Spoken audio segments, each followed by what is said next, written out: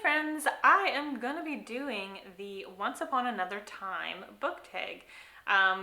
Beloved at Faith Family Fun Reviews created this tag a couple of months ago, and it's trickled down the line. It came to me through Celestria. Celestria tagged me, so thanks Celestria. This was a little bit more difficult of a tag for me to answer the questions because a fair number of the questions are like romance related. So yeah, it took me a hot minute to like figure out my answers. But there are only 5 questions, so this shouldn't be too long. So why don't we just dive right in. Question number 1, name your favorite Christian novel from a different time. This was one of the more easier questions for me to answer, and that is A Voice in the Wind by Francine Rivers. I don't love all of Francine Rivers' books, but I do really love this series, particularly books 1 and 2. The third book I don't love as much. So A Voice in the Wind is book 1 of the Mark of the Lion trilogy.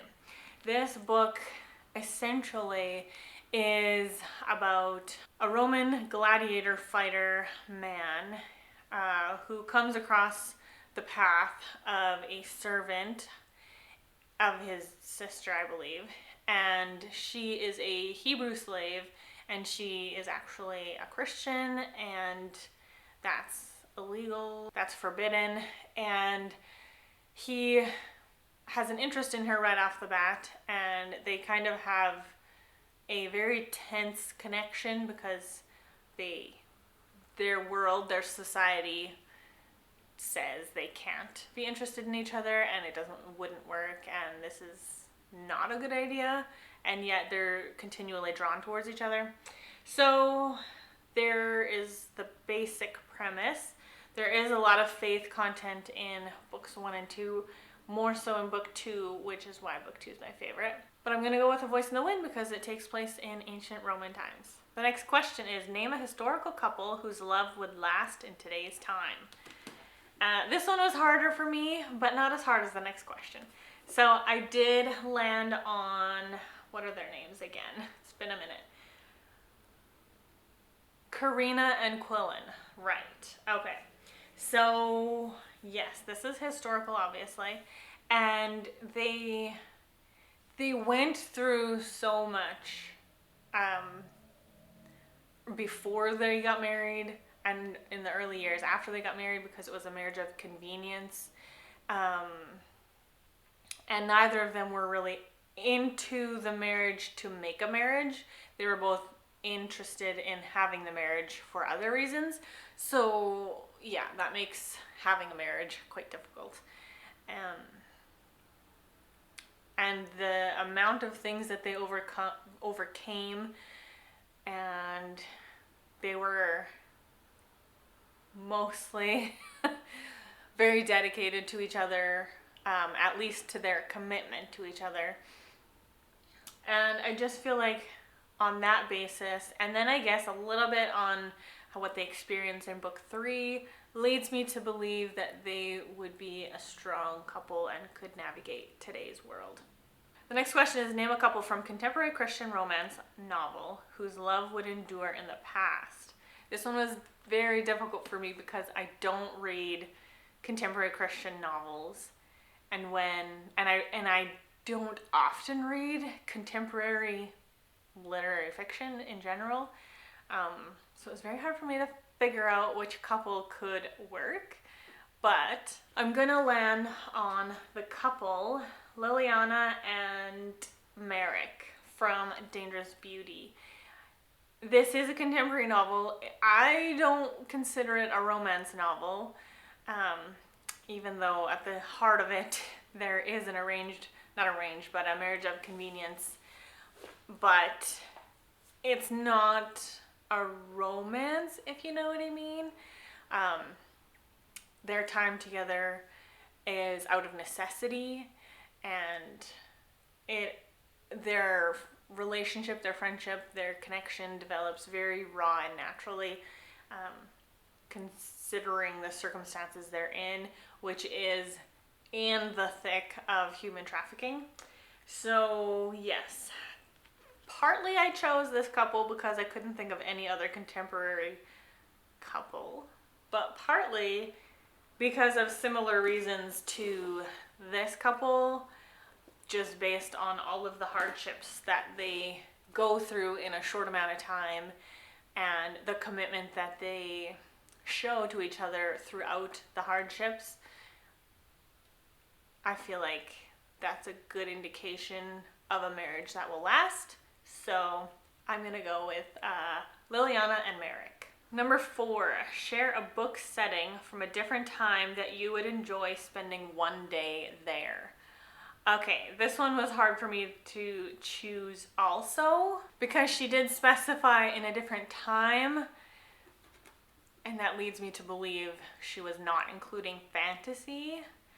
So yeah, curious, a very curious question. These are questions that I haven't really thought about before, so good job, beloved, for asking questions that were new and fresh. So I guess I'm gonna go with The Haunting at Bonaventure Circus. This is dual timeline, so there is a portion of the book that is written contemporary fiction, but part of it is historical, and I will tell you which year. 1928. I don't have any strong draw to the 20s or anything. For me, this would be more so to see like a vintage circus, you know, see behind the scenes, behind the curtain, see what it looks like, what it feels like, how many people are there, you know, what is the circus atmosphere like in the 20s. Partially because we don't really have circuses anymore, and then partially because, I don't know, I just think the vibe would be cool. However, there is a flip side that would probably break my heart to see how the people that perform, who are considered oddities, and the animals, how both of those would be treated by like the circus leaders, I guess, because from what I hear and read about that time of history in the circus world, it was not very kind and humane. So that would be heartbreaking. But to see the circus, to see what it looks like, to see the scope of it, to see people's excitement about it back then, to see just like the posters, and I don't know, I just think that would be very cool. So I guess I'm gonna go with this answer. And then the last question, also a very tough one. Share a Christian booktuber who you can see hanging out with a character from what book and why. The book must take place in another time. I have landed on The Spice King, which is book 1 in the Hope of Glory series by Elizabeth Camden. And I'm going to select my friend Lindsay at BFCG, and we're gonna have her hang out with Annabelle Larkin, because Annabelle Larkin is our female main character in this book, and she is a botanist. In this book, she has been sort of forced, but asked to do some things that she's not really comfortable with in terms of like spying and possibly stealing and things like that. But because she's a botanist, I think Lindsay would really hit it off with her. Because Lindsay loves like flowers and herbs and like tea leaves and things like that. So I think Annabelle and Lindsay would be pretty good friends. And I think Lindsay would have some good advice for Annabelle in terms of like her choices going forward with what she's being forced to do. I think that would be a really good friendship match. So this was a cool tag. There was really interesting and out of the box questions, and that was good. I liked it. So I am going to tag some people. I'm going to tag Christine at Keen Cat. I'm going to tag Morgan at Morgan's Endless Bookshelf. I'm going to tag Lexi at Between the Lines and Nikki at Writing for Jesus. So I'm going to tag those ladies. You guys should do this tag. It's pretty fun and ask some different questions. So I hope you all have a lovely day, and I'll see you in whatever comes next. Bye!